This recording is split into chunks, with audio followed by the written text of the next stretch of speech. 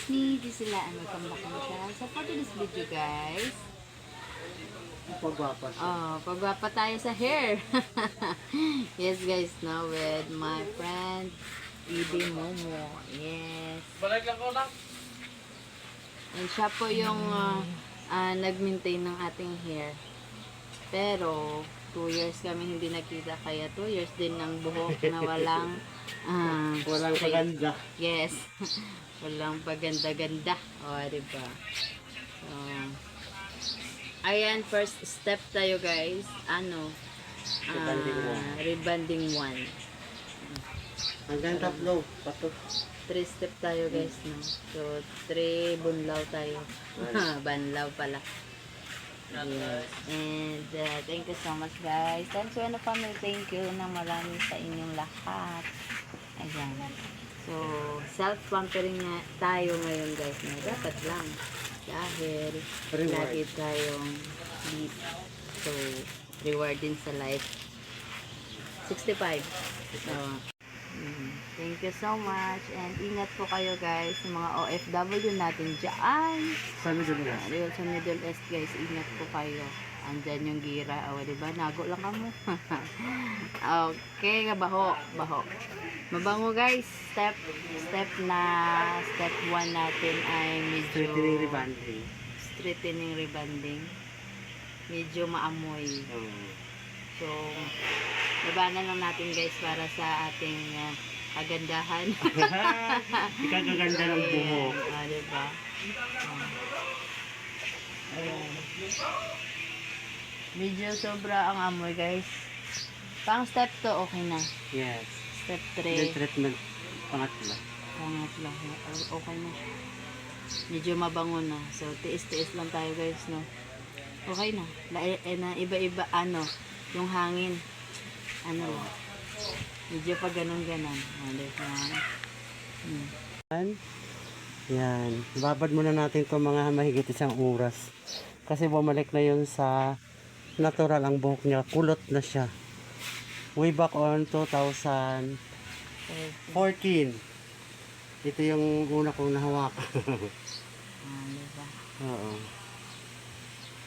So, diba, guys? Tagal 1 hour.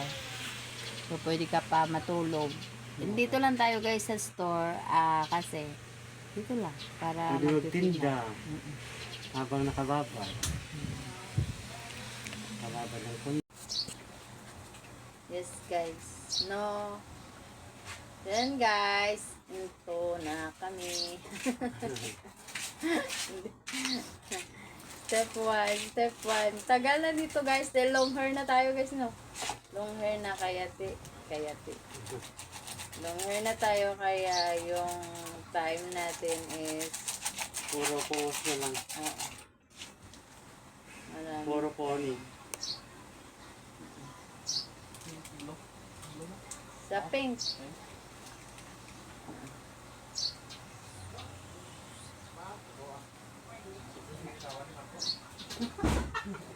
Tuloy ko dito.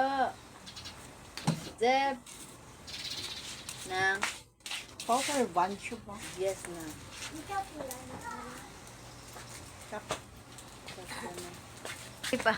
Tapos na pala yung paglagay niya ng step 1 na medicine. So, break muna tayo ng 1 hour. 1 hour. So, ngayon, wala siya dito. Yung, sa ating hair. Lumayas muna. So, mag-ikot-ikot daw siya dito sa ating, market. Dahil kakauwi niya lang galing Valenzuela. So, ayun. Ikot-ikot siya. Doon. O, sige, tayo dito lang. Ikot-ikot din. So, ginanyan lang, guys. Nilagyan. Tingnan niyo. Ayan. So, nilagyan niya ng medicine. Step 1 daw siya. Dahil sa sobrang kulot na natin, guys, no? Hindi naman siya kulot. Yung hair natin, guys, ay medyo curly. So, hindi ko gusto nga ganun. Gusto ko ganyan. So, kaya nga, binibridge lang natin everyday yung ating hair para hindi sagabal sa ating face dahil palagi tayong gagalaw-galaw. So, ayan. So, buti natin na nagtawagan kami. Sabi niya, dito na siya, umuwi na siya sa amin. Sa amin, oo. Then sabi ko, schedule mo ko kung kailan yung vacant na day mo. Kasi marami din siyang nagpabook sa kanya guys para sa palong hair, para pa straight hair, ganon. So, balik tayo sa rebonding. Step 1, step 2, and step 3. So, dati kasi guys, mini-maintain niya na. So, nagiging, ano na lang siya, ano ba? Relaxing na lang. Ewan ko. Hindi ko alam guys, marami daw yung tawag na yon. So, hindi ko alam kung ano pa. Ganyan. So, bakit ako napaikot-ikot? Dahil yung chair ko guys, umiikot-ikot din. Ayan. Yes, umiikot-ikot yung chair natin guys, no? Para hindi siya mahirapan sa atin. So, kung anong gagawin yan sa atin, ayan, madali niya tayong mapaikot. No? Yun nga lang. At saka, ito, pinagawa ko na lang para magiging comfortable yung mga people. Magiging comfortable, magiging ano tayo guys, no? Magiging confident tayo guys sa 31 dahil graduation na din ng ating anak. Mag-graduate na siya ng grade 6 guys. So, iyon. Buti na lang tumawag yung ayan, yung ano sa atin, mag-ayos ng hair natin. Oh, tumpak lang, timing lang kasi mag-graduate na yung anak natin. So, parang gano'n na lang guys, no? Oportunidad na lang. Kumbaga, opportunity na ano na nagkakataon ng lahat. Hindi nakaplano kung hindi na siya nakaplano, pero nagkakataon, 'di ba? So, okay na lang man din sa akin kahit hindi nakapag-ayos ng hair at aakyat tayo ng stage para sa graduation. Pero nagiging okay din na umuwi yung akin. Kasi guys, siya na yung si Idi Momo, yung ating parang hiyang, dyan tayo hiyang. Oo. Ay, excuse me. Hiyang tayo sa kanya. So, dyan lang ako laging ayos ng buhok ko. Kung wala siya, hinahayaan ko lang yung buhok ko. Ayos na lang man din. Dahil, binibridge lang natin. So, magiging comfortable naman din ako, guys. So, kung hindi siya, dumating, ayos lang. O, diba? So, mas, diba? Pero, okay na. Tadhana na yung naglaan ng ating kapalaran na mag-ayos tayo para umakyat ng stage. O, diba? O, diba? Sino ba dyan ang hindi sa mga ganyang bagay? So, andyan na siya. Ha? Namin ko siyang fronty. Maraming people. Hi! Oh. Hanggang kailan? Hanggang saan yung lakad mo? Asa din? Damo to tawo? Oo. Diri wala di tawo ya. So, ayan.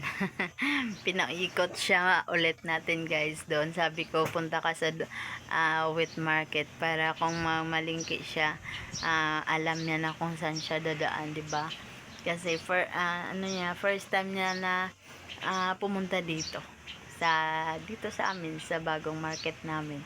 Dahil ayun na nga, 'di ba, bagong festo to dito.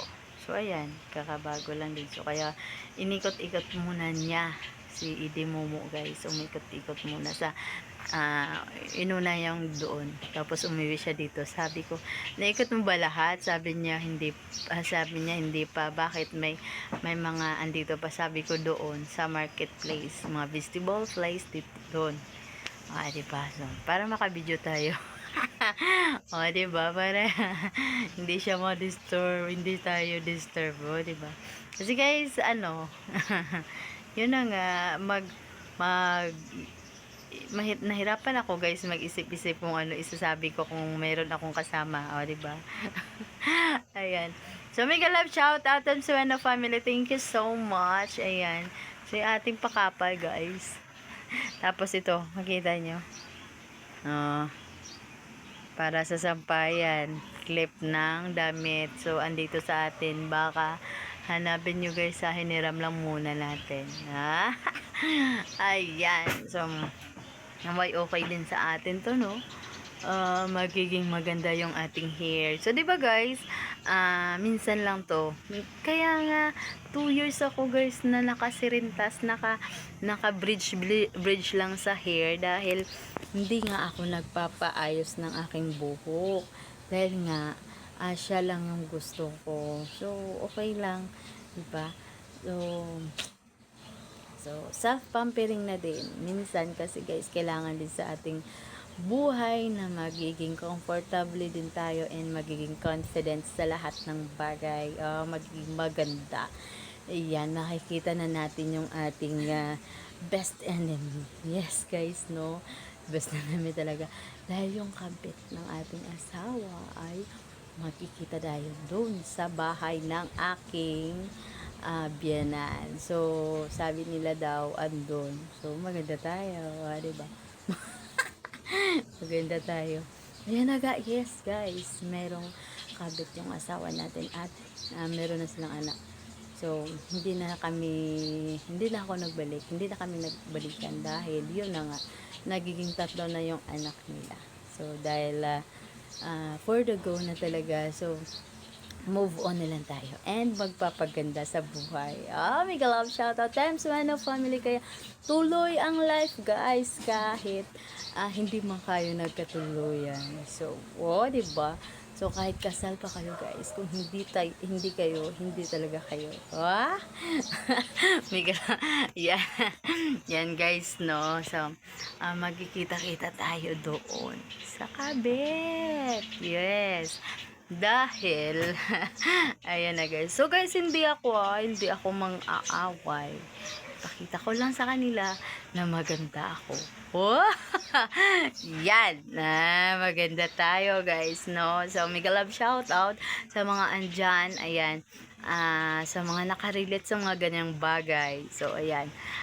Ganyan yung ating kailangan gawin. Huwag magpaka-stress guys, no? So, kung may kakainin, kain kayo. Wag kayong lalabas sa appetite guys na hindi kayo kakain. Dapat kakain kayo ng bongga guys. No? So, para magiging okay. Dahil kung ikaw ay papayat, so, tatawanan ka nila talaga guys na sila yung nagwagi. Dahil makikita sa katawan mo na ikaw ay na-stress, ikaw ay hindi walang ganang kumain. Dapat guys, may gana tayong kumain. Gawin mo silang inspirasyon na makakaahon ka sa sakit na ginawa nila. So guys, ganun yun.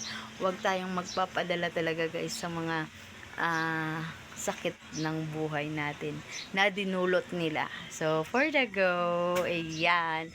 Yes, and always pray guys. Thank you so much Lord for bringing me up to here and very, very, very beautiful. Parang ganun guys sa life, diba?